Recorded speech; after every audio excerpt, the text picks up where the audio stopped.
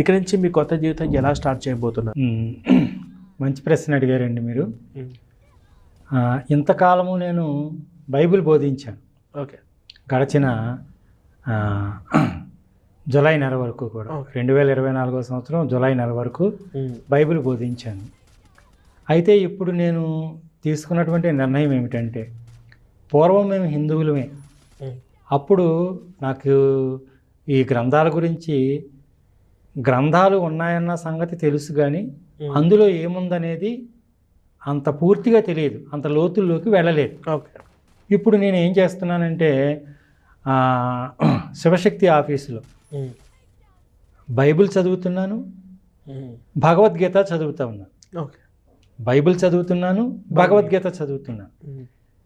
ఈ రెండాటికి ఉన్నటువంటి వ్యత్యాసం ఏమిటి? ఈ రెండాటికి బైబిల్లో ఏమనుంది, భగవద్